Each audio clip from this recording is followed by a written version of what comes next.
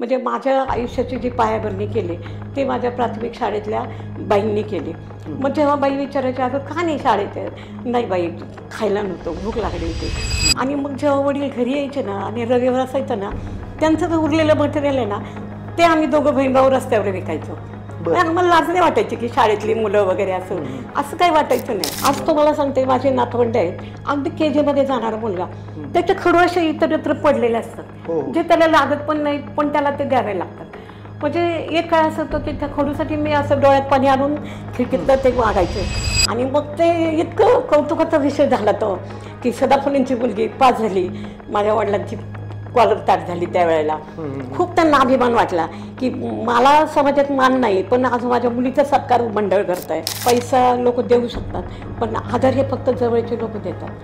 आणि त्यात रक्ताचे नाते जेव्हा आपल्याला आदर देतात ती गोष्ट फार मोठी असते. तर आईचं एक वाक्य होतं, आईला जर काही प्रॉब्लेम सांगितला आई एक वाक्य बोलायची, प्रॉब्लेम आधी का तो आधी. माझी पुष्पा नावाची मैत्रीण होती, ती काय करायची, ती एवढं सगळं घास का होईना डब्यात ठेवायची.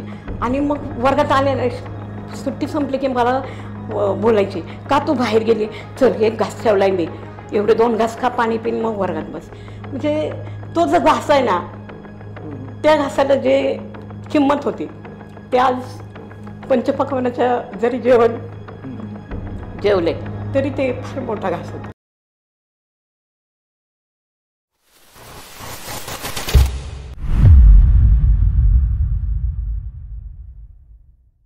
नमस्कार. विजेता कॉर्नर रिअल हिरो या पॉडकास्टमध्ये मी तुमचा होस्ट आकाश गोंदावले तुमचं मनापासून स्वागत करतो. दरवेळेप्रमाणे मी यावेळेलाही एक इन्स्पायर स्टोरीसह, एका इन्स्पायर व्यक्तिमत्वासह असा हा पॉडकास्ट घेणार आहे. आजचे जे आपल्याकडं संध्या ओहाळ म्हणून मॅडम आलेल्या आहेत, त्यांच्या जीवनाचा प्रवास, त्यांनी कोणकोणत्या खडतड वातावरणातून आपला जीवन प्रवास घडवला, त्याचबरोबर त्या एक आदर्श माता ठरू शकतात. त्यांनी स्वतःच्या 3 मुलींना अशा लायक बनवलं ज्या समाजासाठी, देशासाठी खूप काही चांगलं करत आहेत, करतीलही. आणि त्यांनी फार गरिबीतून, जेवायला नव्हतं किंवा घालायला कपडे नव्हते, फी भरण्यासाठी पैसे नव्हते, अशा वातावरणातून कठोर जिद्दीनं, परिश्रमानं शिक्षण घेतलं. त्या काळामध्ये, ज्या काळामध्ये पुरुषांना शिक्षण घेणं सुद्धा दुरापास्त होतं, अशा काळात त्यांनी शिक्षण घेतलं आणि एका शासकीय नोकरीमध्ये, कृषी उद्योग विकास महामंडळामध्ये एक जबाबदारीच्या पदावरती काम करून त्यांचं रिटायरमेंट घेतलं. असं आपण संध्या मॅडमकडून त्यांच्या जीवनाचा संपूर्ण प्रवास आज जाणून घेणार आहे. हा प्रवास तुमच्यासाठी प्रेरणा ठरू शकतो. आपण छोट्या छोट्या गोष्टींना हार मानतो आणि आज संध्या मॅडमच्या जीवनाचा प्रवास जेव्हा मी ऑफ कॅमेरा ऐकत होतो तेव्हा मला स्वतःला अंगावर शहारे येत होते की काय परिस्थितीतून यांनी जीवन घडवलं आहे. सो आज आपण त्यांचं स्वागत करूयात विजेता कॉर्नरमध्ये.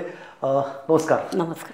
तुम्ही वेळात वेळ काढून इथं आलेला आहात, तर तुमच्याबद्दल आमच्या प्रेक्षकांना खूप उत्सुकता निश्चितच असणार आहे. जे काही मी तुमच्याबद्दल बोललो त्याच्यानुसार मला तुमच्याबद्दल, तुमचं लहानपण, तुमचं संपूर्ण नाव, तुमचे आईवडील काय करायचे याच्याबद्दल थोडक्यात माहिती द्या. माझं नाव संध्या शशिकांत ओवाळ. पूर्वीची मी नूतन गोविंदराव सदाफुले. माझा जो प्रवास आहे, म्हणजे जीवन प्रवास आहे, तो पुण्याच्या मध्यवर्ती भागामध्ये मी राहायला होते. गंजपेठमध्ये सध्याची महात्मा फुले पेठ, तिथे मी राहायला होते. तिथे आमची 10x12ची खोली होती. खोली इन द सेन्स की मंदिराच्या जागेशेजारी रिकाम्या जागेत माझ्या आईवडिलांनी घर बांधलं होतं. म्हणजे घराची स्थिती अशी की एका बाजूला भिंत, एका बाजूला पत्रा, एका बाजूला फळ्या, असं ते आमचं 10x12ची खोली होती. तिथे आम्ही 4 बहीण भावंडं आणि माझी आई राहत होतो. माझे वडील फर्निचर पॉलिशचं पूर्वी काम करायचे. त्यानंतर हात जळाले म्हणून ट्रक ड्रायव्हरची जी केबिन असते त्याला ते पॉलिश करायचे. माझी आई गृहिणी होती, अशिक्षित होती. वडील फक्त 4थी पास होते, पण आई माझी अशिक्षित असली तरी खूप काम करायची. खूप ठिकाणी तिने स्वयंपाक पाण्याची कामं केली. त्याच्यानंतर पडेल ती कामं केली आणि शेवटी तिने भंगारमालाचा जो तिने नगरपालिकेच्या ज्या झाडू विभाग असतो त्या ज्या स्त्रिया काम करतात त्यांच्या हाताखाली असिस्टंट म्हणून तिने काम केलं. आणि त्याच्यानंतर मग शेवटी भंगारमालाच्या व्यवसाय दुकान होतं, तिथे शेवटची नोकरी तिने तिथं केली. आणि तिने नोकरी करायचं कारण म्हणजे माझ्या वडिलांना काम जमत नव्हतं.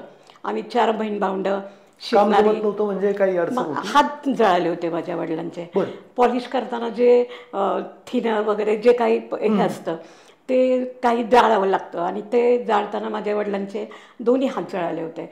त्यामुळे ते काम करायच्या परिस्थितीत नव्हते. पर्यायाने सगळी जबाबदारी माझ्या आईची होती. माझ्या आईला साथ द्यायला तिचा भाऊ होता, तो थोडीफार मदत करायचा. पण जसं मला आठवतं तसं मी इयत्ता 10वीपासून माझ्या आईला मदत करायला सुरुवात केली. ज्यावेळेला मोठं तुम्ही होतात का? हां, मी सगळ्यात मोठी होते. सगळ्यात प्रथम म्हणजे माझी पहिली नोकरी जी असेल ती सकाळी पहाटे उठून ज्या स्त्रिया नगरपालिकेचे कामं करतात, रस्त्यावर झाडू मारतात, अशा स्त्रियांना मदत लागते. आणि मग पहाटे उठून मी त्यांच्याबरोबर रस्त्यावर झाडू मारायचं आणि त्यावेळेला पहाटे 6 वाजता उठून जावं लागायचं. आणि मग ते माझं उद्दिष्ट एवढंच असायचं की त्या मला खाऊ घालायच्या, सकाळी नाश्ता पाणी द्यायच्या आणि मला वह्यांना पैसे द्यायच्या. आणि ह्याच्यासाठी मी सकाळपासून त्याच्याबरोबर कितीपासून हे काम सुरू केलं? मी साधारण 4थीमध्ये वगैरे असेल तेव्हापासून हे काम केलं. पर्यायाने काय व्हायचं की मी घरी उशिरा यायचे. 10:30ची शाळा असायची आणि ती शाळा म्हणजे फार सेवाभावी. जर मला उशीर झाला तर असं वाटायचं शाळेत जायला नको, मग आवरलं नाही आपण अवतारात आहे वगैरे वगैरे. मग त्या शाळेच्या बाई इतक्या चांगल्या होत्या की एक हुशार विद्यार्थिनीला ती अशा प्रकारे तिचं शिक्षण थांबायला नको म्हणून त्या काय करायच्या, त्या शाळेतली जी शिपाईबाई होती, विठाबाई नावाच्या त्या आजी होत्या, त्यांना घरी पाठवायच्या. त्या सदाफुलेला बोलून घ्या, कशी असली तरी तू शाळेत ये. आणि तिथनं मग मला शाळेची गोडी लागली की नाही, आपण शाळेत जायला पाहिजे. आपल्या बाई आपल्याला घरी पाठवतात म्हणजे त्यांचा मान राखणं गरजेचं आहे. आणि सगळ्यात महत्त्वाचं म्हणजे मला तिथं शिक्षणाचं महत्त्व कळलं की नाही, आपण शिकलं पाहिजे. तेव्हापासनं जे मला सवय लागली की शाळा बुडवायची नाही, भले रात्री पाणी पिऊन का झोपना, पण सकाळी शाळेत जायचं. ही जी सवय लागली म्हणजे माझ्या आयुष्याची जी पायाभरणी केली ती माझ्या प्राथमिक शाळेतल्या बाईंनी केली. मग जेव्हा बाई विचारायची अगं का नाही शाळेत आहे, नाही बाई खायला नव्हतं, भूक लागली होती. कालांतराने असं व्हायचं की ते बाई मला डबा आणायच्या. मग वाटायचं अरे माझ्यासाठी हा डबा आणतात, घरी शिपाईबाईंना पाठवतात आणि मग मी का शिकू नये. मग तिथून मला त्या शिक्षणाचं महत्त्व कळलं आणि मला गोडी निर्माण झाली. तसं शिक्षणाची गोडी निर्माण होण्यासाठी सभोवतालचं वातावरण नव्हतं. कारण ती जरी म्हणजे स्वतःच्या मालकीची जरी आमची ते सगळी जागा घरं असली, म्हणजे त्या जागेचे घरमालक होते, त्यांची जरी घरं असली तरीसुद्धा म्हणजे आजूबाजूला झोपडपट्टी असल्यामुळं तो भाग याच्यामध्येच लोकांना वाटायचं, स्लम एरिया वाटायचा. आणि मग ते कसं व्हायचं की आम्ही झोपडपट्टीतच राहतो असंच लोकांची हे व्हायची. पण वास्तविक ती झोपडपट्टी नव्हती, ते स्वतःच्या मालकीची घरं होती. म्हणजे नगरपालिकेचं मिळकत कर वगैरे ते सगळं भरायचे. तर मग पण त्यांना वाटायचं नाही, झोपडपट्टी एरियातली मुलगी आहे आणि हुशार आहे. म्हणजे पहिल्यापासून मला शाळेची गोडी होती, मला अभ्यासात मला गती होती. फार हुशार नव्हते तरी पण 1 ते 10 नंबरमध्ये माझा नक्कीच नंबर यायचा. त्याच्यामुळे बाईंनी माझा पाठपुरावा काही सोडला नाही. त्याच्यानंतर माझं सुदैव असं की सगळ्या शाळेमध्ये म्हणजे 5वी ते त्याच्यानंतर 5वी ते 10वीमध्ये मला इतक्या चांगल्या बाई भेटल्या की विचारू नका. म्हणजे ज्या वेळेला रात्री खायला जर काही नसेल मग असं वाटायचं रात्री पण खाल्लं नाही, आत्ता पण खाल्लं नाही, कसं शाळेत जायचं. पण शाळेत जायचे. आणि सगळ्यात महत्त्वाचं म्हणजे माझ्या आईची फार इच्छा होती की मी शिकले नाही, माझ्या मुलांनी शिकलं पाहिजे, सगळ्या मुलांनी शिकलं पाहिजे माझ्या. आणि त्यासाठी ती वाटेल ती कष्ट करायची. ती कधी लाजत नव्हती. आईचं म्हणणं असं की कष्टाला कधी लाजू नये, प्रामाणिकपणे आपण काम करतो ते काम करणं आपल्या पोटासाठी गरजेचं आहे आणि त्यात कुठली लाज मानू नये. आणि ते आजही माझ्या मनात तसंच आहे की कुठल्याही कामाला मी लाजत नाही. तर मग ते अशा प्रकारे वाटायचं थोडंफार कधीतरी, अरे वर्गातली मुलगी भेटली रस्त्यावर झाडूचं काम करताना, कधीतरी वाटायचं असं. पण ठीक आहे, नॉर्मल होतं. काम पण करायचं, शाळेला जात होतं तेव्हा? शाळेला जायचं पूर्वी करायचे मी आणि मग मी शाळेला जायचे. मग ते मी मग त्याच्यामुळे काय झालं की मला ते कष्टाची सवय ती तेव्हापासून लागलेली आहे. मग मी माझ्या आईच्या बरोबर अशी जायचे. कुठलंही काम आई करायची तिथं मी आईला मदत करायचे. माझ्या वडिलांनी खूप कामं केले. म्हणजे कधी फुलं विकली, कधी तेलाचे डबे असतात ते गोळा केले, ते विकले, कधी रिबणी विकल्या. आणि मग जेव्हा वडील घरी यायचे ना आणि रविवार असायचं ना, त्यांचं जे उरलेलं मटेरियल आहे ना ते आम्ही दोघं बहीण भाऊ रस्त्यावर विकायचो. बरं. आम्हाला लाज नाही वाटायची की शाळेतली मुलं वगैरे असं काही वाटायचं नाही. तर कदाचित हीच आपली परिस्थिती आहे. म्हणजे असं तर तुमचं किती शिक्षण झालं? मी बीकॉम झाले. बीकॉम झालं. आणि तुमच्या भावंडांचं? आता झालं काय माहिती का, माझ्या भावंडांचं एकाने 9वी सोडली, एकाने 7वी सोडली. जी चिकाटी माझ्यात होती ती माझ्या बहीण भावांमध्ये नव्हती. धाकट्यात मग नंतर 10वी झाला, पण जी चिकाटी माझ्यात होती ती माझ्या एका भावात आणि बहिणीत नव्हती. तर तरी पण माझ्या तिला रेटून शाळेत पाठवायचे. एक दिवस काय झालं की ती म्हटली, सारख्या बाई घरी पाठवतात, हे नाही घरी जा, ते नाही घरी जा. आणि मग कसं काय शाळा शिकायची. दप्तर फेकलं सुभाषनगरच्या कॉलनीमध्ये पुण्यामध्ये आणि आली घरी निघून, नाही मी शाळेत जाणार. पण आईमध्ये तिच्यापेक्षा बहादर होती. आईने माझ्या काहीतरी परत मोडतोड केली आणि तिला परत सगळं घेतलं त्या शाळेमध्ये, काय रिक्वायरमेंट होती शाळेची ती पूर्ण त्या शाळेमध्ये. म्हणजे इतकी माझी आई चांगली होती. आणि मग ते असं शाळेचे दिवस माझे फार वाईट होते. म्हणजे खायला मिळालं नाही तर जेव्हा मधली सुट्टी व्हायची तेव्हा जेवायला मी मुलगी जेवायला बसायच्या. मग कालांतराने काय व्हायचं, पोरी म्हणायच्या खा आमच्यातलं. खरं सांगू नये पण सांगायचं गरज आहे की आईच्या कानावर असायला की तुमची मुलगी डबा खात असल्यामुळे माझी मुलगी खराब होत चालली आहे. बापरे. आई म्हटली, हे बघ डबा नाही ना, शाळेत थांबायचं नाही, शाळेच्या बाहेर यायचं आणि थांबायचं, कुणाच्याही डब्यात खायचं नाही. पण माझी पुष्पा नावाची मैत्रीण होती, ती काय करायची, ती एवढं सगळं घास का होईना डब्यात ठेवायची. आणि मग वर्गात आले, सुट्टी संपली की मला बोलायची, का तू बाहेर गेली, चल एक घास ठेवलाय मी, एवढे 2 घास खा, पाणी पिन, मग वर्गात बस. म्हणजे तो जो घास आहे ना, त्या घासाला जे किंमत होती ते आज पंचपक्वान्नाच्या जरी जेवण जेवले तरी ते फार मोठा घास होता.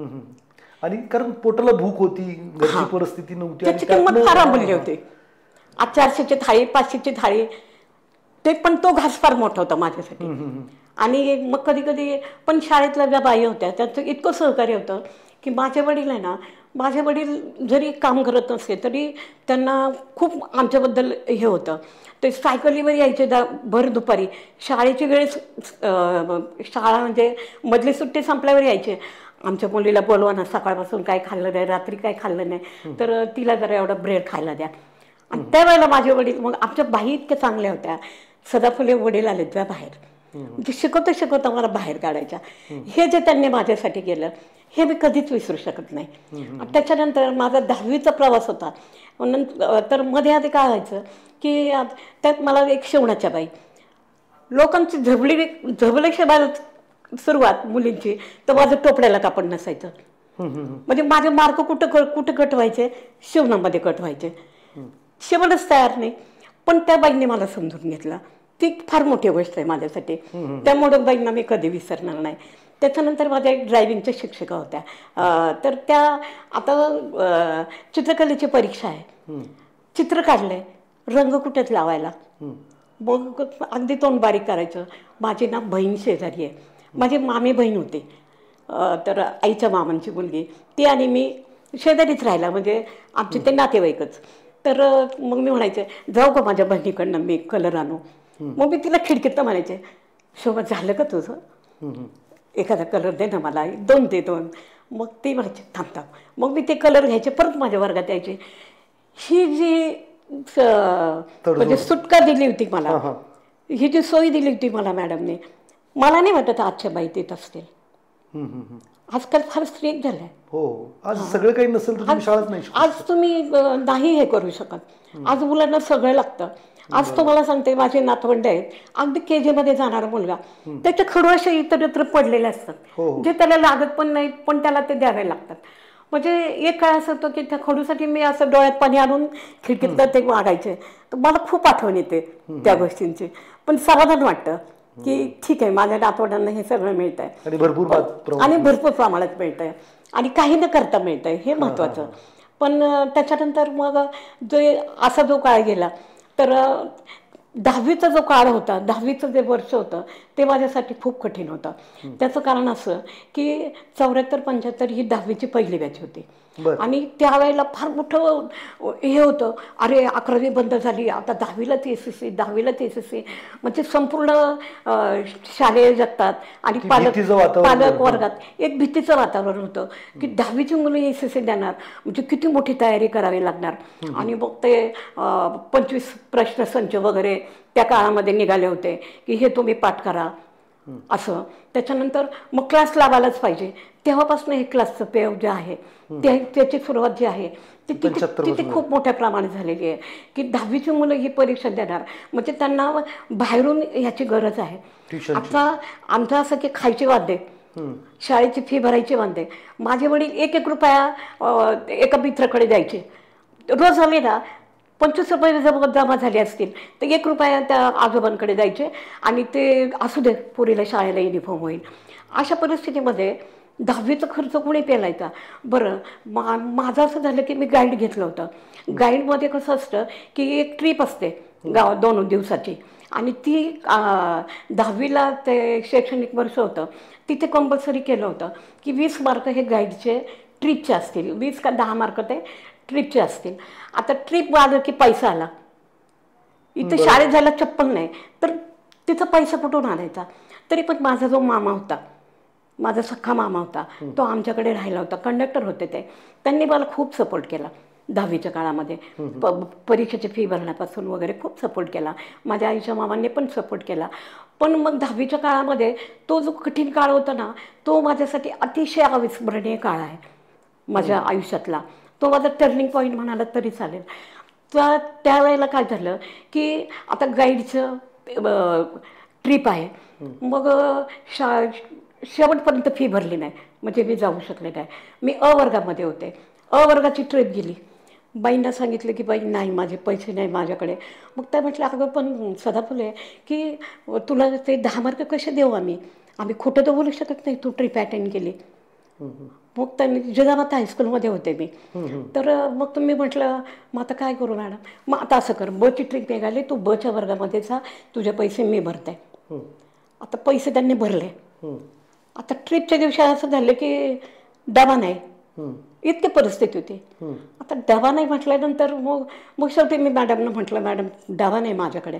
ठीक आहे बाई मी डबा आणते पण तू जा आणि ते 10वी पास हो. मग त्यांनी ते डबा पण दिला, तिचे पैसे भरले. अशा शिक्षिका मिळणं खूप खूप मोलाची गोष्ट आहे. खूप मोलाची गोष्ट आहे. त्यांचं शिक्षिकेचं नाव काय होतं? त्यांचं गायकवाडबाई होतं, तर सोनवणेबाई होतं. सगळ्या शिक्षिका माझ्या, कारण त्यांना माझं खूप कौतुक असायचं की ह्या मुलीला खायला मिळत नाही, वडील दुपारी काहीतरी खायला आणून देतात. माझं वाचन माझं पाठांतर चांगलं होतं. दुसऱ्या वर्गातल्या मुलींना पाठवायच्या, जा त्या मुलीला बघा तिचं पाठांतर किती चांगलं आहे. मुली मला खिडकीतनं बघायचं, कोण सदाफुले, आमच्या बाईंनी सांगितलं त्याला भेटून या असं. पण माझं असं आहे की मला मैत्रिणी खूप होत्या, म्हणजे चांगल्या चांगल्या घरातल्या ज्या माझ्या तो मैत्रिणी होत्या. माझ्या अभ्यासामुळं माझा ग्रुप जमला. त्या काळी म्हणजे कसं होतं, श्रीमंत विद्यार्थी म्हणजे कुठलं, ज्यांच्याकडे बघा अशी पेटी असायची स्टीलची, अशी पेटी असायची, म्हणजे ते खूप श्रीमंत. हा त्या पोरी पेटी वगैरे घेऊन यायच्या आणि आपलं बोचकं कसं तरी घेऊन यायचं. तुम्हाला खोटं वाटेल पण तुम्ही 10वीला असताना माझ्या मामाचा स्वेटर घालून शाळेत जायचे. म्हणजे काय माझा अवतार दिसत असेल ती मी आता विचार करते. पण मी कधी लागले नाही का कोण असतो, पण नाही कधी लागले. पुढे कसं शिक्षण झालं तुमचं? मग 10वीला मी पास झाले. 10वीला पास झाल्यानंतर हंडा वगैरे, तर मग शेवटी तो काळ फार अविस्मरणीय होता. मग आता 32 रुपये त्यावर फॉर्म फी होती, फक्त 32 रुपये. आणि मग ते पैसे काय माझ्या आईला काय मिळाले नाहीत. मग शेवटचा दिवस आई आता काय करायचं.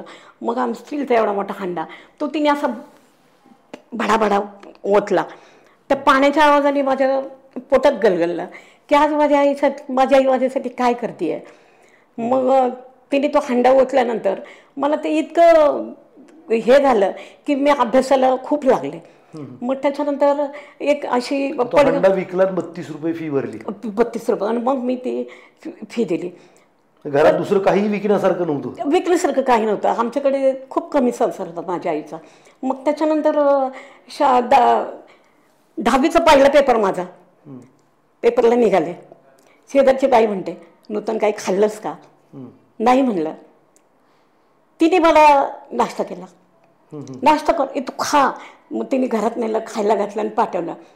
हे जे खायला घालणं आहे ना, हे फार महत्त्वाची गोष्ट असते. पोटातली भूक आहे ना, ती एक मूलभूत गरज असते.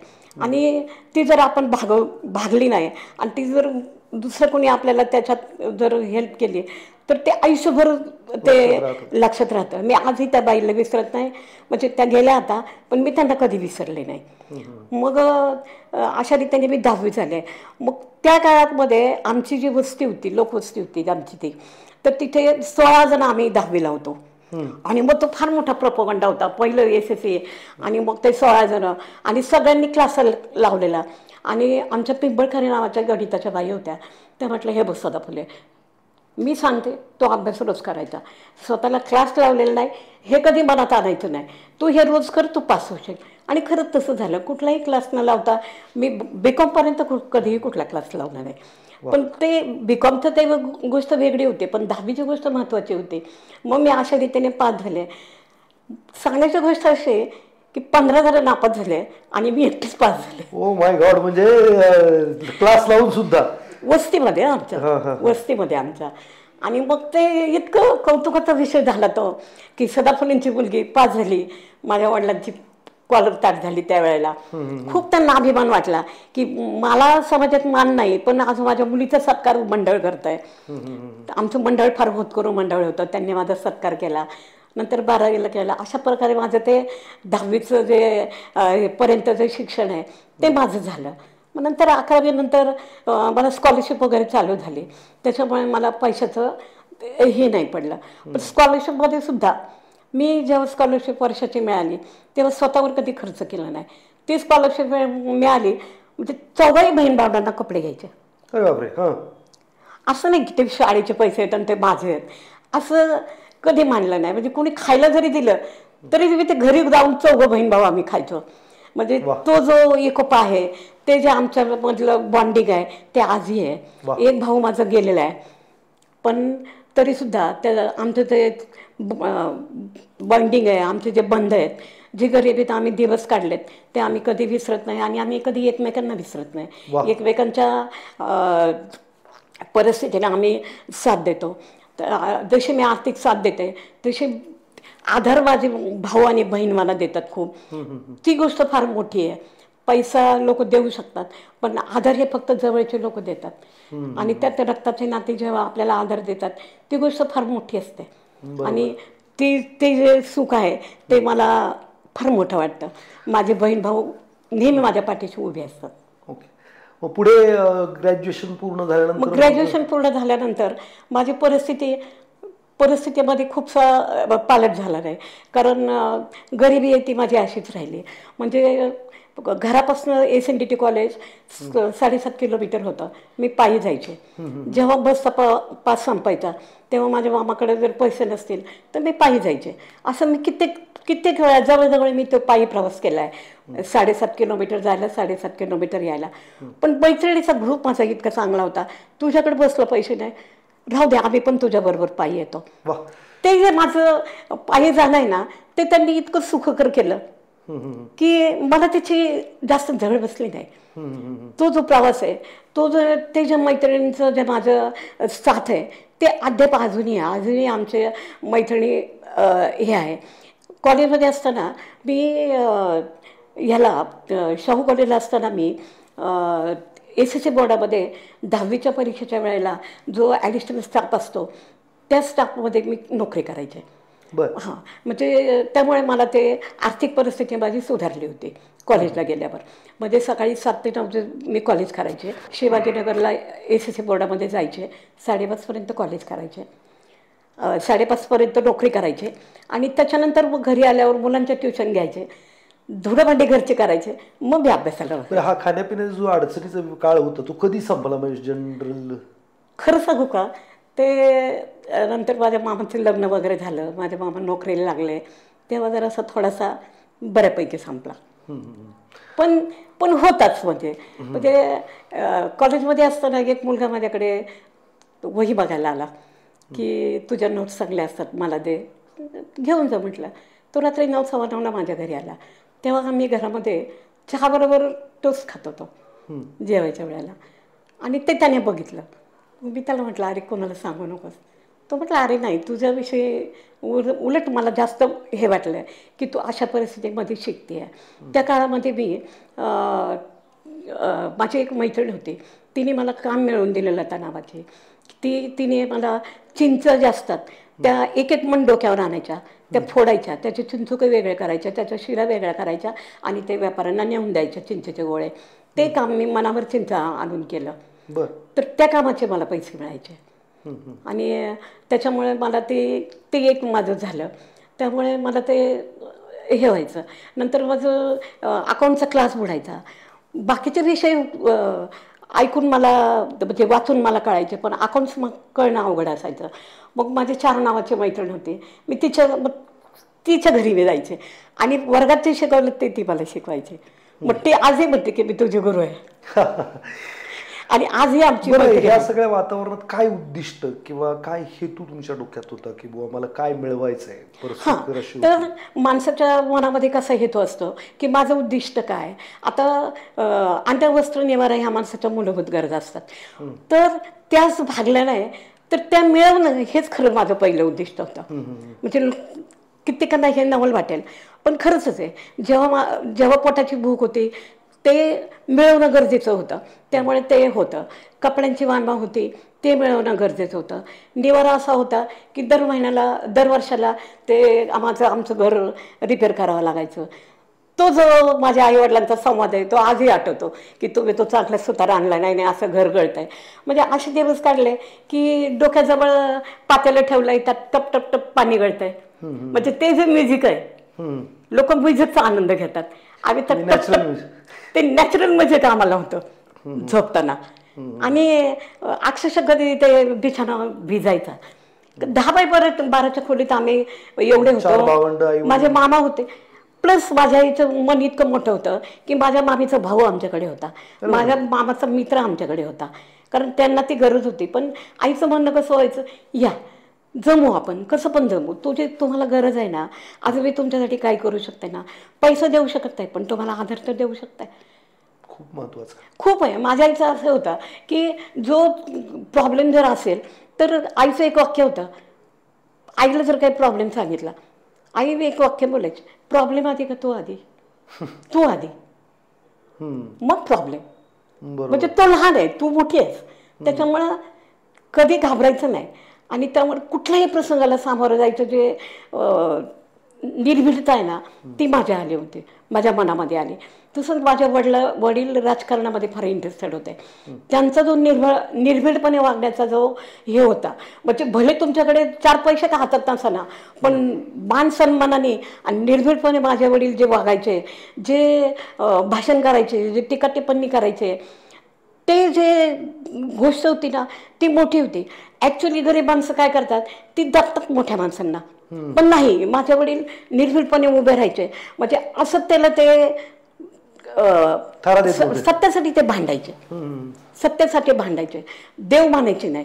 त्यामुळे ते त्याच्यावर टीका टिप्पणी करायचे. कधी ते असं घाबरले नाहीत कोणाला. आणि ते निर्भीडपणे जी वागण्याची जी प्रवृत्ती आहे ना ती माझ्यात आली आहे. म्हणजे मी कुणाशीही बोलू शकते. म्हणजे मॅनेजिंग डायरेक्टर, नंतर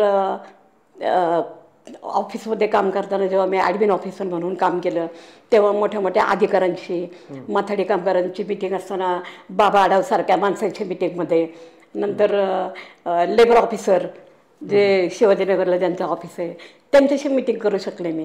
म्हणजे ही निर्भयता जी आलेली आहे ती माझ्या वडिलांपासून मी घेतलेली आहे. वा. आणि आता मी खूप सारे इंटरव्ह्यूज करतो किंवा कॅमेऱ्याला फेस करायचं म्हटलं तर किती मोठा माणूस असेल थोडासा घाबरतो. पण तुमच्यामध्ये जो काही नॅचरलपणा आहे किंवा निर्भीडपणा आहे तो असा स्पष्ट दिसतो. आणि खरं तर हे खूप प्रेरणादायक आहे की ज्या वातावरणातून, ज्या परिस्थितीतून किंवा ज्या गरिबीतून तुम्ही आलेला आहात आणि ते न्यूनगंड राहतो माणसाच्या आत, पण तो तुमच्याकडे बिलकुल दिसत नाही. न्यूनगंड नाही. मी जर न्यूनगंड कॉम्प्लेक्स वगैरे खूप लोकांना दिसतं की बरं, पुढे मग कसं तुमचं लग्न वगैरे कसं, किंवा नोकरी कशी लागली, लग्नाच्या अगोदर नोकरी लागली तर त्यानंतर? नाही, मग मी कसं आहे की माझ्या मैत्रिणींचा ग्रुप छान होता. मी कशी बशी म्हणजे त्या ह्या सगळ्या वातावरणामध्ये मी कॉलेज केलं. तिथे पण मला देव मॅडम सारख्या मॅडम भेटल्या. आता मध्यंतरी मृणाल कुलकर्णीच्या ज्या मातोश्री आहेत त्या निधन पावल्या, मध्ये पेपरला आल्या होत्या, त्या मला मराठी शिकवायच्या. त्यांनी मला खूप प्रोत्साहन दिलं. म्हणजे मी जो लेख लिहिला ते त्यांनी तर याच्यामध्ये कॉलेजच्या मासिकामध्ये तो छापून आणला. आणि त्या मला म्हणायची, तुला काय मदत लागेल ती मला सांग, मी तुला ती करायला तयार आहे, शिक्षण सोडू नको. दुसरं माझ्या इथं एक वाक्य होतं, मी दरवेळेला म्हणायचे, आई आता मी 11वी झाले, आई आता मी 12वी झाले, मी आता नोकरी करते. नाही, जोपर्यंत तू नापास होत नाही ना तोपर्यंत शिक. हे वाक्य ते कुठे शिकली होती माहिती नाही, पण तिला असं वाटायचं की नाही, तू म्हणजे नोकरीच्या नादी लागू नको, तू शाळा सोडू नको, कॉलेज सोडू नको, तू नापास होईपर्यंत सोडायचं नाही, असं तिचं एक वाक्य होतं. आता तिला माहिती नाही की शिक्षण फार मोठं असतं, पण ते तिचं एक हे होतं आणि ते मला खूप आवडायचं आणि मी ते कधी ते फॉलो केलं तिचं.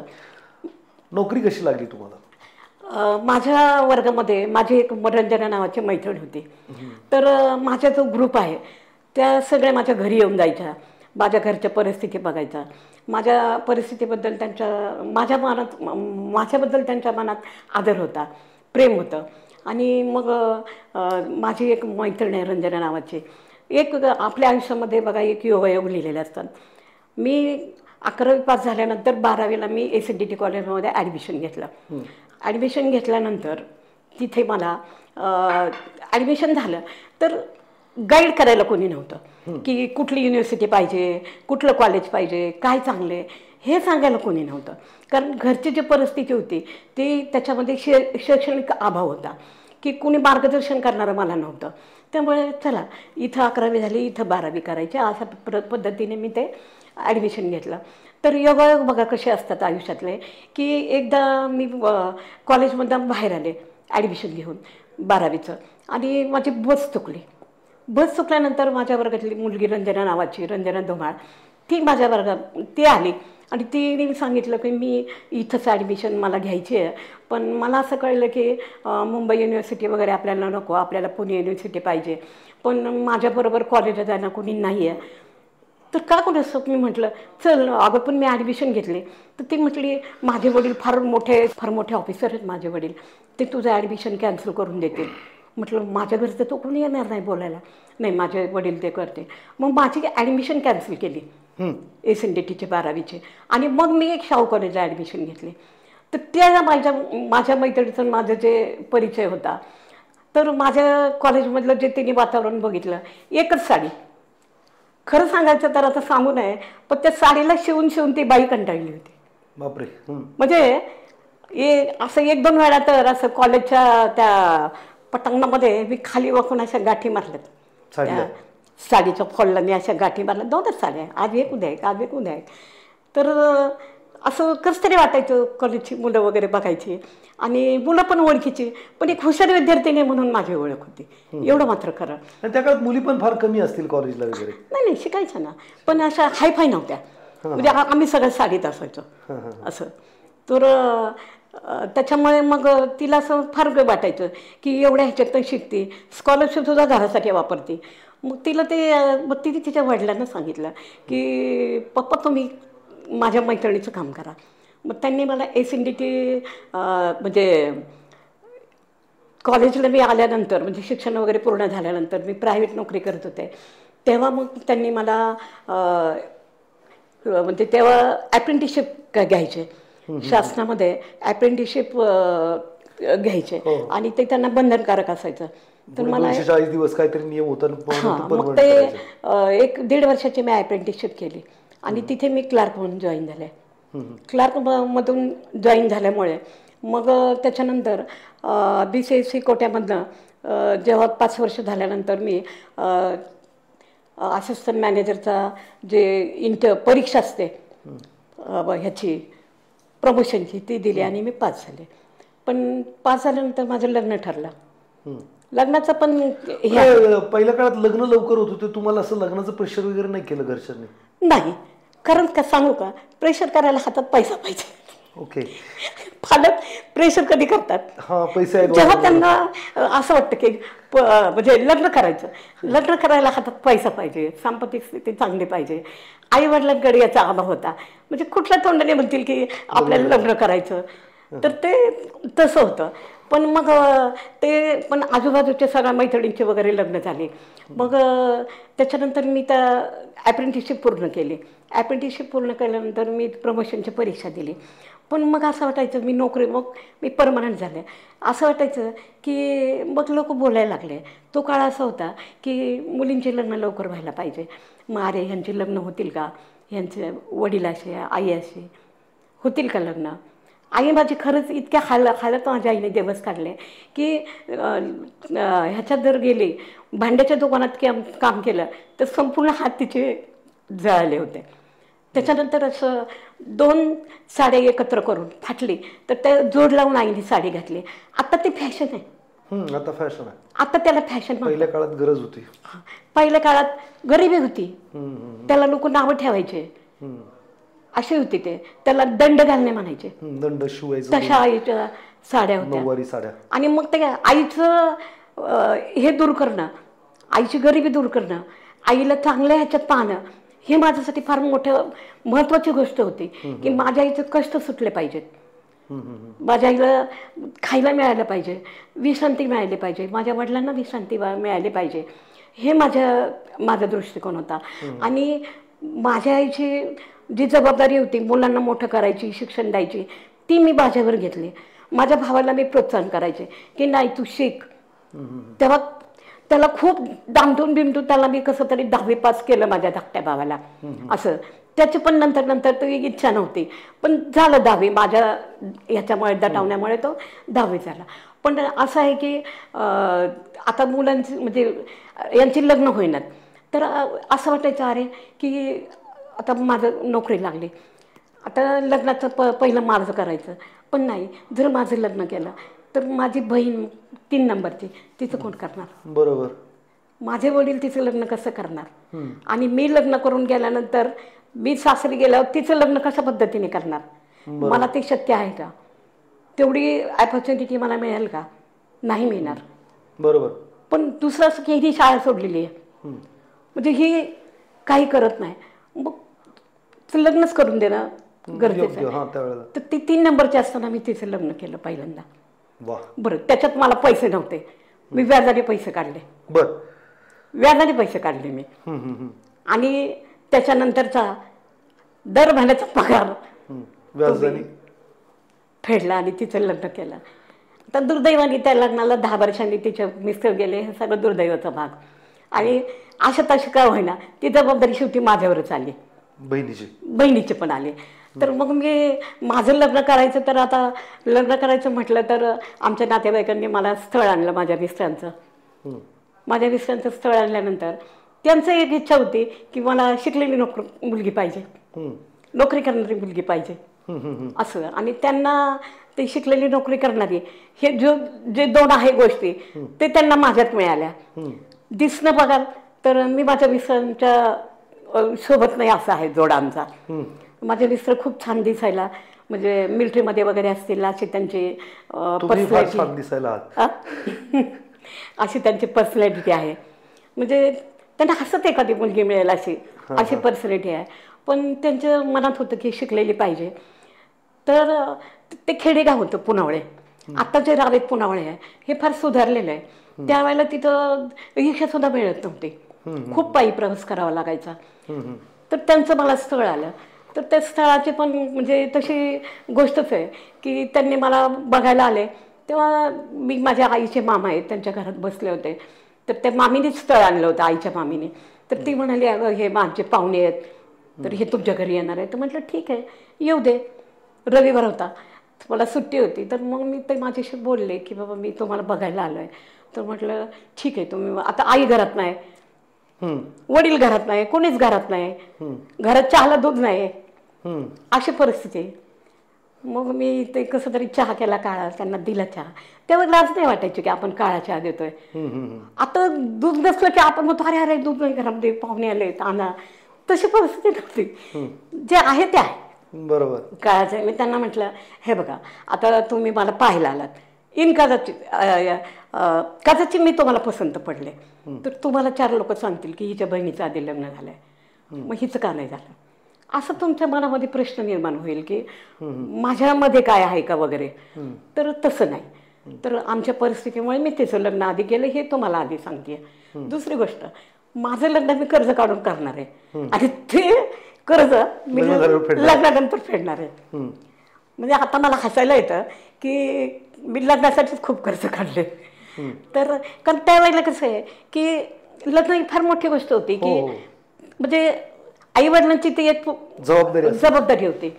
तर मग म्हटलं बघा ह्या सगळ्या गोष्टी तुम्हाला मान्य असतील तर तुम्ही होकार द्या, म्हणजे नकार दिला तर मला काही वाईट वाटणार नाही, पण माझ्या ह्या गोष्टी महत्त्वाच्या आहेत त्या तुम्ही मान्य केल्या. आणि सुदैवाने त्यांनी त्या मान्य केल्या. बरं सेंट्रल गव्हर्नमेंटला होते, म्हणजे त्या अशा पद्धतीने माझं लग्न ठरलं. वा. आयुष्यातला असं काही प्रसंग एवढं सगळं चढ उतार होता, कधी वाटलं का की नको हे जीवनच नको, फार एवढी गरिबी आणि हे सगळं वाईट परिस्थिती नको आम्हाला, हे असं गिवअप करायचा कधी विचार केला का? खरं सांगू का, अगदी नोकरी लागेपर्यंत लग्न लागेपर्यंत कधी वाटलं नाही, लग्न होईपर्यंत कधी वाटलं नाही. पण काय आहे की कधी कधी संघर्ष आपल्या बाहेर लिहिलेला असतो आणि तो संघर्ष कधी सुटत नाही. म्हणजे वाटतं की आता चला आपण नोकरी झाली, लग्न झालं, आपल्याला चांगले दिवस आले आणि आता सगळं ठीक आहे, असं एक मनाची भावना असते. पण दुर्दैवाने काही गोष्टी अशा घडल्या की म्हणजे कसं की तो जो भाग होता तो सुधारलेला नव्हता. म्हणजे त्या काळामध्ये शिकलेली सून, म्हणजे ती आमच्या ओवाळ वस्तीमध्ये आमच्या गावामध्ये ही पहिली मी शिकलेली सून, शिकलेली ग्रॅज्युएट नोकरी करणारी सून ही आमच्या घरातली. आणि त्याचा माझ्या सासूसऱ्यांना, माझ्या मिस्टरांना खूप अभिमान होता. पण कसं असतं, शिक्षण आलं, समाज किती सुधारला तरी ज्या गोष्टी माणसाच्या पूर्वीच्या काळच्या ज्या गोष्टी असतात की सुनेने असं पाहिजे, सुनेने तसं पाहिजे, ते कधी जात नसतात. कदाचित आजपर्यंत पण नाही गेले. आणि पुण्यासारख्या वस्तीमध्ये, मध्यवर्ती वस्तीमध्ये माझं शिक्षण झालेलं, माझा जन्म झालेला, त्यामुळं मला ते खेडेगावचं जे वातावरण आहे त्या वातावरणामध्ये मला खूप कष्टदायक गेलं. म्हणजे इथून माझा प्रवास म्हणजे चिंचवड ते म्हणजे पुनावळा ते चिंचवड स्टेशन जवळ आहे, पण तेव्हा तिथे जाण्या येण्याची सोय नसल्यामुळे मला जुन्या बॉम्बे पुणा रोडवरून असं जावं लागायचं. म्हणजे सकाळी 6:30ची बस पकडून मला ह्याला जावं लागायचं, मॉडर्न कॅफेला, शिवाजीनगरला, आणि तिथून ऑफिसची गाडी पकडून मला परत चिंचवड स्टेशनला यावं लागायचं. एवढा उलटा सुलटा गोल राऊंड मला करावा लागायचा. तर तिथे नळाची सोय नव्हती, पाणी नव्हतं. इथं मला आईकडे मला धुणं, भांडी, पाणी ह्याची सगळ्याची सवय होती, पण डोक्यात पाणी आणायची सवय नव्हती. त्यामुळे सुरुवातीच्या काळात फार कठीण गेला पाणी आणणं डोक्यावर. मग नंतर घरामध्ये कसं, हे जरी शिक्षित असले तरी सासूबाई, नणंद, हे सगळं जाऊबाई, हे सगळं शिक्षित वर्ग नव्हता. त्यामुळे सुनेने असं वागलं पाहिजे अशा त्यांच्या अपेक्षा होत्या आणि त्या रास्तही होत्या, त्यांच्या दृष्टीने त्या रास्त होत्या माझ्या, आणि मी त्या करू शकत होते. त्यामुळे थोडंफार संघर्षाचं वातावरण निर्माण झालं. आणि माझे मिस्टर कसे आहेत की माझे मिस्टर आईवडिलांचा अतिशय मान ठेवणारे, अतिशय आज्ञाधारक, हल्लीच्या काळात मामाचं बाय म्हणतात तसे होते. त्यामुळे त्यांचं आईवडिलांचा पगडा जो असतो ते त्यांचं जास्त होता. त्याच्यामुळे थोडंसं ह्याच्यामध्ये कम्युनिकेशनमध्ये असं थोडासा हे निर्माण झालं. त्यामुळे खूप वाईट वाटायचं. आणि त्यातनं मग मी 3-4 वर्ष काढून बाहेर पडले मी, कारण माझ्या मुलगी 3 वर्षाची झाली. आणि मग तिला मी देवरोडला क्वार्टर वगैरे घेऊन आम्ही राहिलो. तर ते वातावरण मला चांगलं मिळालं हे. पण संघर्ष काही सुटला नाही. तो जो काही संघर्ष होता तो असं म्हटलं तर त्यांच्या दृष्टीने बरोबर होता, माझ्या दृष्टीने चुकीचा होता. प्रत्येकाची विचारशक्ती असते. तर दोन विचारशक्ती एकत्र आल्या की जो काही स्फोट होतो तो स्फोट व्हायचा तो झालाच. आणि त्यातनं मी सही सलामत बाहेर पडले. पण नंतर मी जेव्हा ऑफिसर झाले, जेव्हा मला प्रमोशन मिळालं, मी असिस्टंट मॅनेजर झाले, मग माझ्या डोक्यात एक होतं की आपली एनर्जी कुठे वाया घालवायची. ऑफिसमध्ये आपण नवीन ऑफिसर झालो आहे, BCSC कोट्यामध्ये झालो आहे, तिथे आपल्याला स्वतःला सिद्ध करायचं आहे. तिथं आपली एनर्जी घालवायची का घरात एनर्जी घालवायची हे ठरवायची वेळ आली. आणि मी फोकस सगळा माझ्या ऑफिसवर दिला आणि त्यामुळे मी यशस्वी होऊ शकले. पण मध्यंतरी मिस्टरांची खूप आजारपण आली, ती अगदी महिन्याची सुट्टी घेऊन मी काढली. त्यांचे मोठे मोठे ऑपरेशन झाले, मग त्यांची सेवा करण्यात फार वेळ गेला. म्हणजे बघा असं वातावरण होतं की माझे मिस्टर 2 वर्षांनी आजारी पडले, सॉरी 4-1 वर्षांनी आजारी पडले. तर ते जेव्हा बेडवर होते 2-3 महिने, त्यावेळेला मी त्यांच्याशी बोलले ना, तेव्हा मी खूप त्यांच्याशी बोलले. आमचं जे गप्पा जे हे आहे बॉन्डिंग तुमचं तिथून पुढे सुरू झालं. तिथून म्हणजे मी एवढं त्यांच्याशी बोलू शकले ते त्या काळात बोलू शकले. म्हणजे अशी वेळ होती की शेजारी पण बसायचं नाही किंवा सासऱ्यांसमोर खुर्चीवर पण बसायचं नाही, अशी वेळ होती. त्याच्यामुळे मग मला असं वाटलं, अरे आपण यांच्याशी इतके दिवस कधी बोललोच नाही किंवा कधी बाहेर जाणं नाही, फिरणं नाही, असं कधी नव्हतं. आता स्वतःची जी काही स्पेस होती ती नव्हती, त्यातनं मार्ग काढायचा. खरं सांगायचं तर कधी ना रेड कार्पेट मला कधी घातलं नव्हतं आयुष्यामध्ये, खरंच नाही घातलं. आत्ता जे रेड कार्पेट घातलंय ते माझ्या मुली घालतात मला. वा, एवढा मोठा संघर्ष, म्हणजे तुम्ही फार खालची लेवल पाहिली, फार आता चांगली परिस्थिती पाहताय. तर मला काय काय काय वाटतं, जो प्रवास तुम्ही जीवनाचा जगलात, आता जेव्हा तुम्ही तुमच्या जीवनाकडे बघताय, एवढ्या सगळ्या अचिव्हमेंट्स आहेत, मुली खूप चांगलं करतायत, एक वकील आहे किंवा चांगलं शिक्षण घेतलेलं आहे आणि ते जर बेस्ट चाललंय, अलबेल आहे, घर नव्हतं जिथं तुमचा आता बंगला आहे किंवा वडवरचे काय आहे, तर हे सगळं अचिव्हमेंट केल्यानंतर काय वाटतं आजच्या तारखेला? हे सगळं अचिव्हमेंट केल्यानंतर ना, मी जे कष्ट केले, मी जे कष्टाची लाज बाळगली नाही, त्या गोष्टींचं फळ मला मिळालं. माझ्या आईची शिकवण आहे ती मी फॉलो केली, त्याचं समाधान मला मिळतं. म्हणजे आई वडिलांच्या ज्या जबाबदाऱ्या असतात त्या मी पार पाडल्या, त्याची मला फार मोठं समाधान मिळतं. म्हणजे बहीण भावांचे लग्न करण्यापासून हे जे सगळं मी करू शकले, म्हणजे आई माझी लवकर गेली. कारण कसं आहे की बंगारच्या दुकानामध्ये काम करत होती आणि त्यात मग तिला लवकर आजारी झाली ती. तर त्यामुळे 30 वर्ष झाली आता ती जाऊन, म्हणजे फार लवकर गेली त्या आजारपणामुळे. तिचं जाण्याचं कारण म्हणजे अतोनात कष्ट, आणि तिला मी सुख देऊ शकले नाही हे मात्र मला सर जाणवतं. पण मी तिच्यासाठी खूप केलं, खूप म्हणजे खूप केलं. म्हणजे जे नाही ते डॉक्टर बघितलंय. म्हणजे पिंपरी चिंचवड निगडी तिने डॉक्टर झाले, पुण्यातले सगळे डॉक्टर झाले, सगळ्यांना मी फेरे मारल्या. तर म्हणजे माझी नोकरी सांभाळून, माझं घर सांभाळून मी तिच्यासाठी केलं, वडिलांसाठी केलं. म्हणजे वडिलांसाठी तर इतकं केलं की माझ्या वडिलांना तर 90 वर्षाचे होऊन गेले माझे वडील. माझ्या वडिलांना खूप अभिमान वाटायचा. तुम्हाला सांगते, पॅन कार्डवर आपल्या वडिलांचं नाव असतं, तर त्या पॅन कार्डचं जी झेरॉक्स आहे ना, ती माझ्या वडिलांनी त्यांच्या खिशात ठेवली होती. म्हणजे कुणी भेटलं की ते दाखवायचे, माझ्या मुलीचं पॅन कार्ड, त्याच्यावर माझं नाव आहे. म्हणजे आपण सुद्धा काही करू शकलो नाही, पण आज माझी मुलगी म्हणजे पॅन कार्ड सुद्धा, ही गोष्ट सुद्धा त्यांच्यासाठी फार मोठी होती, खूप मोठी होती. त्याचं सुद्धा त्यांना अपार कौतुक होतं. म्हणजे खोटं वाटेल पण माझ्या वडिलांनी मला साष्टांग नमस्कार घातला की तो आमच्या खानदानामध्ये पहिली शिकली आणि 10वी झाली. कुठले वडील आपल्या मुलीला एवढं मान देतील? पण एक आहे की आमच्या वडिलांनी आम्हाला काही दिलं नसलं तरी त्यांच्याविषयी भयानक जे कधी असं राग नाही आला. त्यांच्याबद्दल अजूनही अपार आमच्या तिन्ही बहीण भावात चौघांमध्ये कौतुक आहे, अपार आहे, म्हणजे आदर आहे की त्यांनी आमच्यासाठी एवढ्या काही करता येत नव्हतं तरी आमच्यासाठी केलं. त्यांची खूप इच्छा होती आमच्यासाठी काय करायची. तुम्हाला एक प्रसंग सांगते, माझं लांबतंय का? नाही.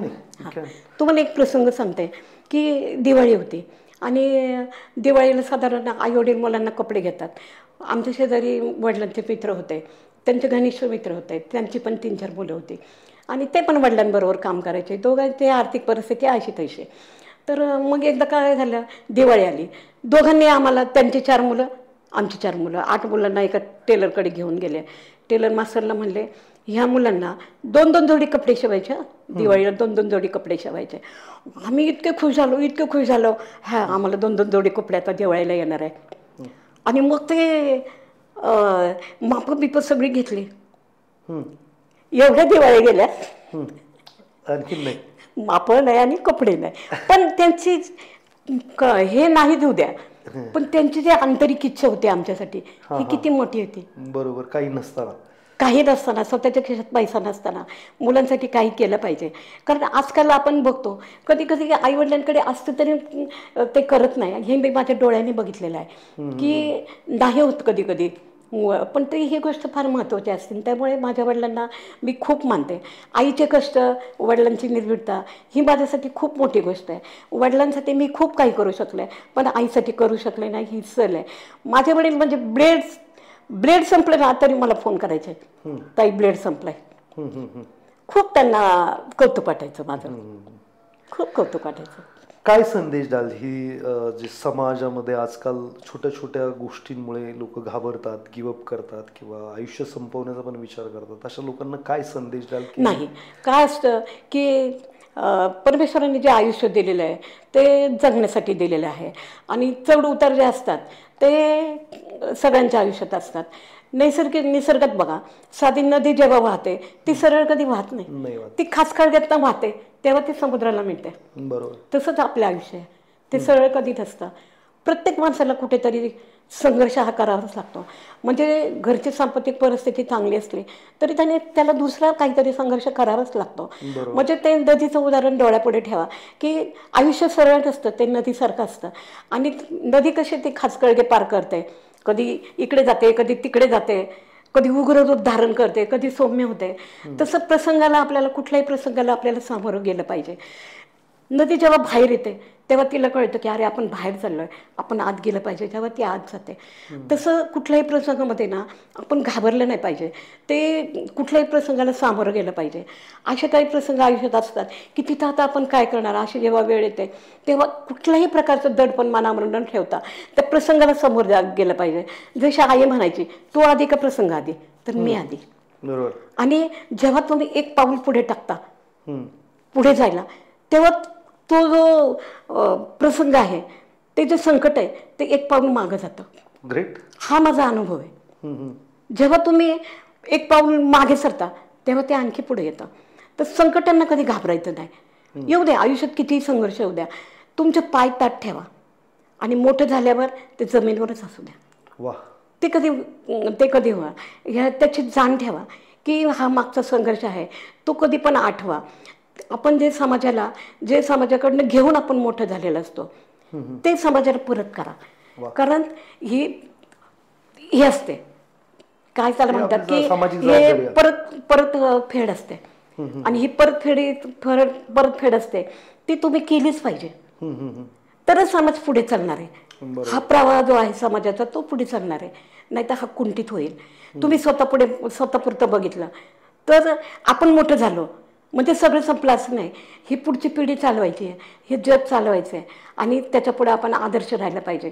मग त्यासाठी मी काय केलं की मी काय करू शकते की माझ्या मुलींची जी पुस्तकं आहेत शाळेची ती कधी मी विकली नाही. जे अर्ध्या किमतीला विकतात ती कधी मी विकली नाही. ती मी माझ्या ऑफिसमध्ये जे कॅन्टीनमध्ये मुलं सुट्टीत काम करायची त्यांना मी देऊन टाकायचं. म्हणजे लोक म्हणायचे त्या मुलांना, त्या मॅडमना विचार, त्या पुस्तकं देतील तुला. शिवाय मी त्यांना आर्थिक मदत करायचे. कुठल्या विद्यार्थ्याला दिलं समाजाने ते तुम्ही परत केलं पाहिजे. आज महात्मा फुले मंडई जी आहे पुण्यातली, ती संस्था जी आहे ती मुलांना पुस्तक पुरवायची. पुस्तकं पुरवायची. तिथे मी रात्री 11 वाजेपर्यंत हातामध्ये मार्कलेस घेऊन उभे राहायचे पुस्तकांसाठी. तर जेव्हा त्यांनी दिलेल्या पुस्तकावर मी शिकले तेव्हा माझ्या मुलींची पुस्तकं मी विकणं योग्य नाहीये. बरोबर. ती कुठेतरी त्याचा वापर मी असा केला पाहिजे. मी फार मोठं काही करू शकत नाही, पण ज्याला जो आडलाय त्याला मी मदत करते, शिक्षणाला मदत करते. माझे 2 चुलत भाऊ आहे, माझे काका नव्हते, ते बोर्डिंगला होते. तर त्यांना जी आर्थिक मदत लागेल ती मी पुण्यातनं पुरवायचे. वा. ते जेव्हा 10वीला होते तेव्हा 10वीला एक सकाळ पेपर मला यायची, सकाळमध्ये एक प्रश्नमंजुषा यायची, तर तिची मी कात्रणं कापायचे, ती त्यांना पाठवायचे की तुम्ही पेपर घेऊ शकत नाही, ही मी कात्रणं पाठवायचे. नंतर मी त्यांना आर्थिक मदत करायचे. ते ग्रॅज्युएट झाले, दोघे ग्रॅज्युएट झाले आणि ते माझं अजूनही त्यांना माझं हे आहे. मग त्यांना माझी जाण ही फार मोठी गोष्ट असते की समाजाला देण्याची. आज माझी मैत्रीण आहे जिने मला नोकरीला लावलं, तिच्या वडिलांनी मला नोकरीला लावलं, आजपर्यंत मी तिला विसरत नाही. ते दुभाळ साहेब म्हणून होते, ते माझे एक प्रकारे गॉडफादर होते. म्हणजे मला नोकरी लावणारं तर कुणी नव्हतं, माझ्या आजूबाजूला असं कुणी नव्हतं की जे मला कुठेतरी नेईल, प्रयत्न करेल, पण ते आयुष्याला गॉडफादर पण लागतात हे मात्र नक्की. आणि ती जी दिशा आहे ती त्यांनी मला दिली. तर सांगायचं म्हणजे असं की एक कौतुकाचा भाग आहे माझ्यासाठी की ते ज्या पोस्टवर होते त्या पोस्टवर मी काम केलं. नंतर ते जे तिथं ट्रान्सफर झाली पनवेलला, त्यांची पनवेलला ट्रान्सफर झाली होती, तिथे माझी ट्रान्सफर झाली. बरं. तिथे ज्यांचे ज्या ज्या ऑफिसमध्ये ट्रान्सफर झाले पुण्यामध्ये वगैरे, तिथे मी त्यांच्या पदावर काम केलं. ही माझ्यासाठी फार मोठी कौतुकाची गोष्ट वाटायची. आणि नंतर मी मॅनेजर म्हणून पण काम केलं. जेव्हा मॅनेजर रिटायर्ड झाले आणि मॅनेजर नव्हते तेव्हा मग तेव्हा मला ते पद सांभाळायला त्यांनी हे केलेलं आहे. म्हणजे ती गोष्ट माझ्यासाठी फार मोठी होती की मी ती अचिव्हमेंट केली. पण नोकरीत करताना पण मी एक गोष्ट बघितली की ज्या अनुकंप तत्वावर ज्या स्त्रिया असतात, जी कामगार मंडळी एक्सपायर झालेली आहेत, त्यांच्या ज्या विधवा असतात, त्यांच्या पेन्शनची कामं मी इतके जीव तोडून केलेली आहे की त्यांची खूप जणांची कामं पटापट मी केलेली आहे. आणि त्या ज्या गोष्टीचं समाधान मला खूप मिळतं की नोकरीचा पगार हा मिळतो, तो कुठे जात नाही, काम नाही केलं तरी तो मिळतोय. बरोबर. पण हे जे काम आहे आणि त्यांनी जे माझे आभार मानले की तुम्ही आमचं काम फार लवकर ह्याला लावलं, ते जे त्यांचे धन्यवाद आहे माझ्यासाठी, ते धन्यवाद मला फार मोठे आहेत. ग्रेट. शेवटचा प्रश्न, बोला. तुमच्या सफलतेमागं असे कोणते तुमचे गुण आहेत असं तुम्हाला वाटतं जे आम्ही अंगीकारले पाहिजेत? हां, एक कष्टाला लाजलं नाही पाहिजे. दुसरं कुठलाही न्यूनगंड ठेवला नाही पाहिजे. दुसरं आपण कसं दिसतो ह्याचा पण कधी स्वतःवर परिणाम होऊ द्यायचा नाही. म्हणजे मी तुम्हाला सांगितलं नाही, शाळेत मी कोट घालायचे माझ्या मामांचा. आता माझे मामा केवढे मोठे, मी शाळेत 9वी-10वीत काय ते ध्यान दिसत असेल, पण मी लाचले नाही. म्हणजे हा जो प्रपोज आहे ना, हा जर तुम्ही ठेवला ना तर तुम्ही पुढे जाऊ शकत नाही. पण तरी अशा अवतारात त्या मैत्रिणी गोळा व्हायच्या हे महत्वाचं.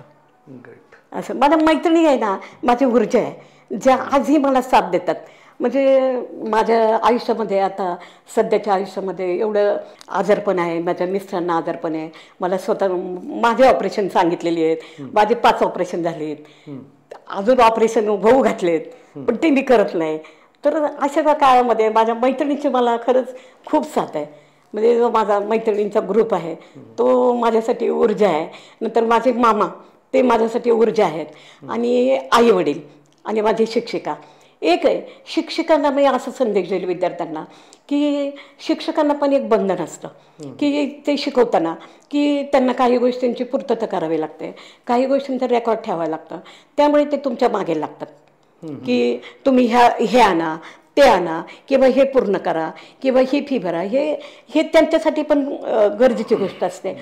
आणि ते जेव्हा तुम्हाला कधी हे करत असतील, तुमच्या मागे लागले असतील, तर तुम्ही बघून शिक्षण सोडू नका किंवा त्या बाईंना कधी दोष देऊ नका. ते शिक्षक आहे, उगीच नाही गुरु ब्रह्मा गुरु विष्णू असं म्हटलेलं आहे, तर त्यांना कधी दोष देऊ नका. आपल्या आईवडील आपल्यासाठी काही करू शकले नाही हा दोष त्यांना कधी देऊ नका. कारण कसं आहे की पूर्वीचा जो काळ होता तिथे आईवडील म्हणजे आत्ताची जी समाजरचना आहे की सगळ्या गोष्टींचा विचार केला पाहिजे, आपली फॅमिली वाढवताना विचार केला पाहिजे, तर तो विचार त्या काळी नव्हता. त्याच्यामुळे आपण आईवडिलांना आपल्याला कुठल्या गोष्टींचा अभाव आहे म्हणून कोणी दोष देता कामा नये. त्यांनी आपल्याला जीवन दिलं, ही अमूल्य गोष्ट दिलेली आहे, त्यांच्यासाठी ते जे काही करू शकले, त्यांच्या जी ताकद होती ती त्यांनी आपल्यासाठी खर्ची घातलेली आहे. हे कधी विसरता कामा नये. आज आपण आहोत ते त्यांच्यासाठी आहोत. आणि मुलांना पण आता हे झालं मुलांसाठी. आता ज्या मुलांना सगळं काही मिळतं त्यांनी सुद्धा पुढे गेलं पाहिजे, अजून पुढे गेलं पाहिजे. आम्ही आमच्या आयुष्यात काय अचीव केलं तर एक नोकरी अचीव केली, एक फॅमिली सावरली. फॅमिली कितीतरी कुटुंबांना सावरलं तुम्ही. एक फॅमिली म्हणजे खूप सारी कुटुंब झाली ती. भाऊ बहीण सावरले. हे जे अचिव्हमेंट आहे हे मी करू शकले. मी समाजासाठी काय करू शकले. तेच करणं जास्त महत्त्वाचं. समाजच आहे तो तुमच्यासाठी. कारण समाजासाठी करणं म्हणजेच आजूबाजूच्या लोकांसाठी. तुम्ही त्या सर्वांचा विचार केला ती फार मोठी गोष्ट आहे. समाज वेगळा कोणता आहे. म्हणजे तुम्ही तुमच्या बहीण भावांना घरातली म्हणून जबाबदारी घेऊन आई वडिलांना सगळ्यांसाठी केलं हे खूप आहे. आणि तेवढं सुद्धा स्वतःच्या मुलांसाठी लोक करू शकत नाही जिथं तुम्ही खूप साऱ्या परिवारांसाठी केलंय असं म्हणेल. आणि सासरी पण मी म्हणजे खूप सगळ्यांचं केलेलं आहे. एवढं एज्युकेटेड असताना, एवढं सगळं असताना तुम्ही सर्वांचं करणं आणि तुम्ही ज्या भूमिकेत मगाशी व्यक्त झालात, जे बॅलन्स होती ती जी भूमिका ती फार छान होती की ते त्यांच्या दृष्टीनं बरोबर आहेत, मी माझ्या दृष्टीनं बरोबर आहे. हे जे अंडरस्टँडिंग होतं किंवा जे व्यक्त होण्याची पद्धत होती हा फार अनुभवी आणि एक्सपिरियन्स्ड विचार होता. नाहीतर आत्ताच्या सुना बघितलं किंवा सासवा बघितलं तर ते समोरचा किती रॉंग आहे, मी किती बरोबर आहे हे सिद्ध करण्याच्या मागे पळतात. आणि हा सामाजिकच माणूस असू शकतो किंवा सामाजिकच विचार असू शकतो की एवढं बॅलन्सली तुम्ही मला मग असे जे उत्तर दिलं खरंच ते कौतुकास्पद होतं. अजून काय व्यक्त व्हायचं असेल तर होऊ शकतं. अदरवाईज हा जो प्रवास चाललाय गप्पांचा थांबावा असाच आहे. नाही हे सगळं ते आता ज्या मुली आहेत, जी मुलं आहेत, जे विद्यार्थी आहेत, ज्यांचे पालक चांगले आहेत, त्यांना शिक्षण दिलेलं आहे, तर त्यांनी काय करावं की समाजासाठी काहीतरी करावं. आज मला असं वाटतं की माझ्या ज्या इच्छा आहेत त्या माझ्या मुलींनी पूर्ण कराव्यात. तशी माझी धाकटी मुलगी करत असते. माझी मुलगी ॲडव्होकेट आहे. तिला मी पहिला एक सल्ला दिला ॲडव्होकेट झाल्यानंतर, वर्षातनं एकदा तरी फुकट काम कोणाचं तरी करत जा. एखादी गरजू व्यक्ती आली तर तिला मदत करत जा. खूप कमवशील पण जेव्हा एखाद्याची फी न घेता काम करशील ते जे समाधान तुला मिळेल ते फार मोठं असेल. नंतर माझी 2 नंबरची मुलगी, ती सुद्धा कधी मदत करायची म्हटलं ना तर मागे पुढे बघत नाही. म्हणजे सामाजिक जी जाणीव असते ती माझ्या मुलींमध्ये फार मोठी आहे. आणि ही गोष्ट माझ्यासाठी फार अप्रूप आहे. ग्रेट. की चांगल्या शिकल्या सवरल्या, त्यांना कुठल्या गोष्टीची कमतरता वाटली नाही, पण त्यांना सामाजिक भान आहे, त्यांना सामाजिक जबाबदारीची जाणीव आहे, दुसऱ्याला मदत करायची इच्छा आहे. आमच्या घरातल्या मोलकरणींना कधी कुणी बाई म्हणत नाही, ताई मावशीच म्हणतात. वा. त्याच्यामुळे हे जे माझ्या मुलींना मी संस्कार देऊ शकले हे फार मोठे आहेत. त्याच्यानंतर ऑफिसमध्ये माझ्या सहकाऱ्यांनी जे मला साथ दिलेली आहे ती फार मोलाची आहे. कारण बघा असं असतं की प्रमोशन जेव्हा मिळतं तेव्हा ती फार मोठी गोष्ट असते. पण एक सामाजिक गोष्ट आहे की BCSEमध्ये जेव्हा प्रमोशन मिळतं त्यावेळेला तुम्हाला सिद्ध करावं लागतं. बरोबर. तुम्ही म्हणजे आहात का असं म्हणून समोरचे लोक चालतात की तुम्ही अपात्रच आहात, पण तुम्हाला या सगळ्या कारणामुळं, शासकीय धोरणांमुळं तुम्ही आज या पदावर जात आहेत असं असतं. पण त्यावेळेला स्वतःला सिद्ध करणं हे अतिशय महत्त्वाचं असतं. तरच तुम्ही तिथे पाय रोवून उभं राहता. आणि मी कसं आहे की आमच्या ह्या ऑफिसमध्ये मुली कमी होत्या. चिंचवडच्या ज्या कार्यालयामध्ये माझं कारखाना आहे तिथे कामगार वर्ग जास्त होता, मुली कमी होत्या, मी एकटीच बाई होते. त्याच्यामुळं म्हणजे कसं सहकार्यांचं कसं आज समाजामध्ये कसं असतं, किती मुलगी शिकू द्या आणि ती जेव्हा अधिकारी म्हणून काम करते, जेव्हा बॉस म्हणून काम करते, तेव्हा पुरुष वर्गाला त्या गोष्टीचं दडपण येतं. तर तिच्यात जे गुण आहेत ते तुम्ही एकीकडे मान्य करता, आंतरी आम्ही तुम्हाला ते मान्य असतात, पण तुम्हाला ते पचत नाही. आणि त्याच्यामुळे फार गोष्टी निर्माण होतात. आणि तशा माझ्या आयुष्यात निर्माण झाल्या. पण त्याला मी इतकं सहजतेने तोंड दिलं की बघा आता माझं ऑफिस चिंचवड स्टेशन इथे 80 किलोमीटर अंतरावर माझी पनवेलला बदली झाली. तिथे आमचा कारखाना आहे, तिथे माझी बदली झाली. तर तिथे बदली झाल्यानंतर म्हणजे ते अशी काही कारणामुळे झाली की समोरच्याला मी आरसूल ठरत होते. फार प्रामाणिकपणे काम केलं मी जवळजवळ 97 पासून मी अकाउंटचं हे घेतला. मी अकाउंटचंच काम केलं अकाउंट ऑफिसर म्हणून. पण कुणी कधी बोट ठेवलं नाही माझ्यावर. चूक काढू शकलो नाही. चूक कामात होते पण बाकीच्या कधी गोष्टी मला चिकटल्या नाहीत. फार प्रामाणिकपणे मी काम केलं. तर त्या सगळ्या राजकारणाबद्दल अख्खा जे राजकारण असतं त्याच्यामध्ये आरसूल ठरत होते मी किंवा समोरच्याला आरसूल ठरत होते. त्यात माझी पनवेलला बदली झाली. तर तुम्हाला सांगते की जेव्हा माझी बदली झाली 4:30ला मला रिलीव ऑर्डर आणि ट्रान्सफर ऑर्डर हातात दिली. ती इतक्या घाईने दिली की त्या ऑर्डरवर त्या मॅनेजरची सही नव्हती. इतके घाईने दिले आणि मी पण ते बघितलं नाही. मी पण ते ॲक्सेप्ट केले. पण सगळ्यांना वाटलं की मॅडमचे 2 गुडघ्यांचे ऑपरेशन झालेत, त्यांना चालायला प्रॉब्लेम आहे. सॉरी 2 गुडघे दुखतात त्यांना. 30 वर्षाचा संधिवात आहे, 27-28 वर्षाचा संधिवात आहे, त्या चालू शकत नाही. 85 किलोमीटर लांब कुठे जाणार. हे फार मोठं तुम्ही म्हणता ना एखादी गोष्ट तर ती हे फार मोठी गोष्ट होती की मी नोकरी कशी करू. राजीनामा देऊ तर माझे 7-8 वर्ष राहिलेले. बरोबर. मला 3 मुलींची लग्न करायची. माझ्या मिस्टरांना जो आर्थिक पाठबळ आहे ते फक्त माझंच आहे. मी नोकरी सोडून चालणार नाही हा एक भाग होता. दुसरी गोष्ट मी समोरच्याला घेऊन चालणार नाही.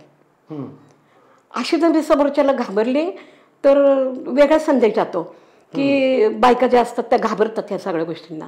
मी कधी डोळ्यात पाणी काढले नाही. एवढ्यावर 33 वर्ष नोकरी केली पण माझ्या डोळ्यात कधी समोरच्या समोर पाणी आलं नाही. ते कधी मी येऊ दिलं नाही. कुठलाही प्रसंग असू द्या मी त्याला ताठमानेने मी ते समोर गेले. फेस केला. तर 1 तासाभराने मी एक फोन केला रसायनीच्या ऑफिसला की साहेब तिकडे कसं यायचं, किती वाजता तुमचा ऑफिस चालला होता.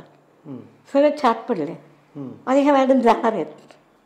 तरी पण लोकांना हे नव्हतं. लोकांनी मला हे दिलं, सहानुभूती, गायडन्स दिला की तुम्ही वकील म्हणजे नोटीस पाठवा, तुम्ही कोर्टात जा, फॅमिली कोर्टात जा. तर कसं असतं की कुठल्याही शासकीय कार्यालयामध्ये असं केस टाकणं वगैरे ह्या गोष्टी आहेत ना त्या मी स्वतःहून अनुभवल्या होत्या. ते काम केलं होतं.